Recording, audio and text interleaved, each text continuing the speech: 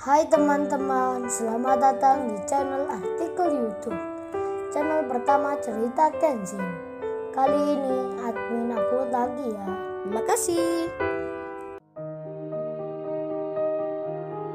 Kisah pemuda kaya, anak bos besar, pemilik 73 perusahaan, yang menjadi cleaning service. Episode 734. Kaori yang selesai belanja bersama mamanya, langsung Kaori berjalan keluar, menuju ke tempatnya Kenshin. Tak lama kemudian Kaori melihat keramaian di depannya. Kaori melihat Iwan, melihat Pak Mori, Pak Andi dan Pak Hari ada di situ. Kaori pun mempercepat jalannya, merasa pasti ada kejadian di sana. Saat Kaori tiba, langsung menghampiri Kenshin. Kaori bilang, "Saya ada apa saya memangnya? Pasti kamu bikin masalah ya di sini." Kaori memanggil sayang ke Kenshin. Sania jadi kaget melihatnya. Bukankah dia Kaori temannya? Kok Kaori ada di sini?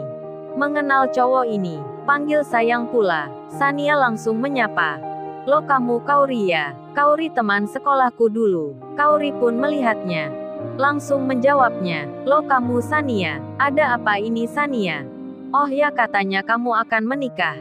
Kemarin Lala memberitahuku. Terus kapan di mana tempatnya?" "Entar aku datang bersama suamiku ini." Sania jadi kaget lagi mendengarnya. Cowok ini ternyata suaminya Kaori. Yanti dan Marcel pun terheran lagi. Istrinya sangat cantik sekali. Dan Kenshin kemudian bilang, "Sudah selesai belanjanya Kaori. Tapi sebentar ya Kaori, aku ada perlunya di sini." Kenshin pun bilang pada papanya Sania yang bernama Pak Bakri itu. "Oh ya Pak Bakri, sekarang tak usah khawatir lagi. Kejadian seperti Pak Bakri ini pernah dialami oleh Pak Andi. Beliau ini bernama Pak Andi, pengusaha tekstil yang perusahaannya pernah ditipu teman sendiri." Kenshin mengenalkan Pak Andi. Pak Andi pun langsung menyapa. "Senang bertemu dengan Anda Pak Bakri." "Benar kata Tuan Muda Kenshin. Saya dulu pernah jatuh miskin. Terlilit hutang bank yang sangat banyak sekali. Karena perusahaan bangkrut tiba-tiba, semua karyawan saya rumahkan. Seandainya kalau tak bertemu Tuan Muda Kenshin, saya mungkin sudah hidup di jalanan. Hidup di jalanan bersama anak dan istri.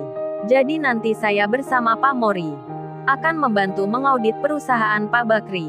Berdasar pengalaman yang saya alami, hal itu terjadi lantaran ada pihak orang dekat yang berbuat ingin menghancurkan perusahaan." Mendengar hal itu Marcel dan Yanti ketar-ketir jadinya. Ketakutan diri mereka akan diketahui. Kenshin kemudian malah bilang, "Oh ya lu yang bernama Marcel ini. Aku tak menyangka kamu orang yang tega sekali. Sama calon mertuamu mau memasukkan penjara. Sampai menyewa polisi segala. Belum menikah sama Mbak Sania sudah begitu sikapmu. Hutang 50 M dijadikan 100 miliar. Kamu mau jadi rentenir? Atau ingin menghancurkan hidup orang? Baik hutang Pak Bakri saya yang akan menanggungnya. Uang segitu kecil tak seberapa. Tapi kalau lu terlibat berbuat kejahatan pada Pak Bakri, bukan hanya penjara menantimu, tapi semua asetmu akan disita." Sania dan Pak Bakri mendengarnya. Uang 100 miliar dikata kecil bagi pemuda ini. Dek-dekan Sania jadinya. Mas ini menolong papanya tanpa imbalan apapun, bahkan baru mengenalnya. Mamanya Sania pun jadi takjub dibuatnya.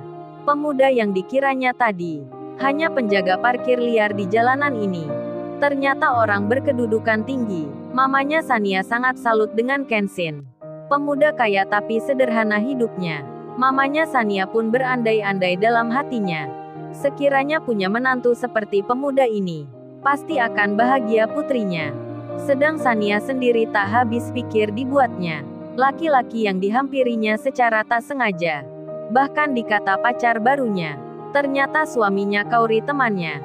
Sania merasa bersalah pada Kaori. Nanti akan minta maaf ke dirinya. Kemudian di tengah hal itu, tiba-tiba datang Bang Hotman di situ. Rupanya Bang Hotman diberitahu Pak Andi sewaktu di perjalanan. Pak Andi memang dekat dengan Bang Hotman. Della pun terkejut jadinya. Baru saja dibicarakan dengan Sania, Bang Hotman malah ke sini. Sania pun melihatnya. Pengacara terkenal itu datang. Bang Hotman langsung menyapa Pak Mori, menyapa Pak Andi dan Pak Hari. serta pula Tuan Putri Kauri. Lalu Bang Hotman bicara. Halo Tuan Muda, saya kesini atas permintaan Pak Andi. Katanya ada masalah yang perlu bantuan hukum. Kalau Tuan Muda berkenan saya siap membantu. Tentu saja kehadiran Bang Hotman itu semakin membuat Marcel dan Yanti tak bisa berkata-kata lagi. Tadinya mereka yang sombong berbangga diri, sekarang seperti anak macan kehilangan induknya. Marcel dan Yanti syok dibuatnya. Pengacara terkenal memanggil laki-laki ini Tuan Muda pula. Bang Hotman pun lalu diberitahu Iwan kalau dia membayar oknum polisi untuk menangkap Kenshin. Bang Hotman pun menjawabnya, wah ente cari mati rupanya. Pengusaha apa memangnya kalian ini? Saya tak mengenal, tak pernah melihat kalian cari masalah dengan Tuan Muda. Sama saja cari masalah dengan kita. Kalau kalian tahu tentang berita ramai di waktu yang lalu, ada orang bernama Pak Leo yang sok kaya sok tajir bisa membayar pejabat polisi dan para hakim, serta pula punya banyak lawyer pembelanya, bertujuan untuk memenjarakan Mas Iwan ini yang kerjanya cleaning service, dianggap mencemarkan nama baiknya. Sekarang si Leo itu mendekam di penjara. Itu ada Mbak Della, pengacara muda yang ikut membela Mas Iwan ini. Jadi saya beritahu sejarahnya. Si Leo yang pengusaha kaya itu pun akhirnya masuk penjara bersama pengacaranya. Apalagi kalian yang membayar oknum polisi berpangkat Kapolres. Serta kalian pengusaha tak terkenal belum berpengalaman, mau menjerumuskan Tuan Muda ke penjara. Dibuat berhenti perusahaan kalian pun bisa. Dalam 1 jam pun akan terlaksana. Sekali perintah mitra-mitra kalian akan berlarian. Tuan Muda Kenshin membawahi puluhan perusahaan besar. Beliau ini yang jadi pimpinan bos-bos perusahaan.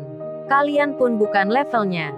Mendengar Bang Hotman bicara begitu, Yanti berdetak jantungnya tak karuan. Keringat dingin keluar dari mukanya. Pucat-pucat wajahnya. Padahal baru saja dibilangnya, Kenshin laki-laki miskin tak mengerti perusahaan. Tak pantas pula menyebut namanya. Malah sekarang dikata oleh Bang Hotman, dia pimpinan dari banyak bos-bos perusahaan. Yanti tak berkutik diam di tempatnya. Tak berkata seperti kesetrum hatinya. Marcel pun demikian pula. Marcel yang terlalu terkejutnya, sampai tak bisa menahan buang air kecil di celananya. Kakinya tiba-tiba gemeteran. Iwan dan Paijo melihatnya. Iwan dan Paijo pun tertawa jadinya. Sementara itu, Sania dan papanya serta mamanya menjadi terkejut luar biasa saat mendengarnya. Pemuda ini punya puluhan perusahaan. Pak Bakri bertanya-tanya jadinya. Sania putrinya pun sama. Merasa penasaran sekali dibuatnya. Kemudian Iwan berkata pada Paijo, gimana Jo Paijo? Kemarin kan mereka ini sudah kita bilangin.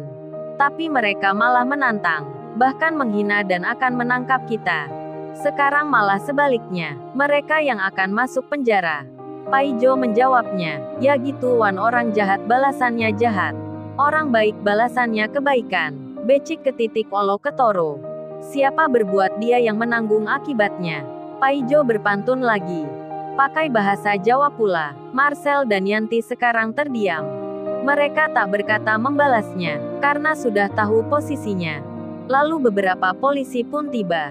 Seorang Kapolda Bintang 2 datang. Langsung bicara pada Kapolres yang menerima suap itu. Hei kamu Adi Prayogo, kepala polisi di wilayah ini. Pak Jenderal Soeharto barusan memerintahkan agar cepat menangkapmu. Kamu sudah melanggar hukum, membuat nama polisi tercoreng.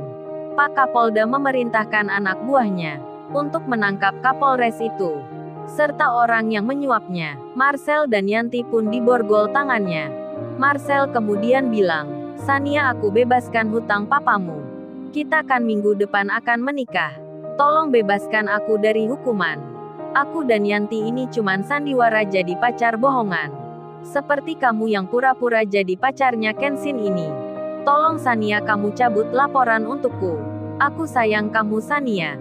Kita akan jadi suami istri. Aku janji tak akan mengulangi. Kauri pun melihatnya. Ternyata dia calon suaminya Sania, yang dibilang Lala seorang yang baik hati. Seorang pemuda kaya yang dermawan, yang suka membantu banyak orang. Tapi kok ditangkap polisi. Tapi kok berbuat tak baik ke papanya Sania. Tapi kok dia bilang Sania pacarnya Kenshin? Loh, apa benar itu? Kaori tersadar mendengarnya. Kaget-kaget dirinya. Lalu, bagaimana kisah selanjutnya? Subscribe channel ini untuk episode berikutnya. Terima kasih. Jangan lupa ya guys, untuk kelanjutan ceritanya ada di artikel YouTube. Jangan lupa subscribe ya guys, dan tekan notifikasinya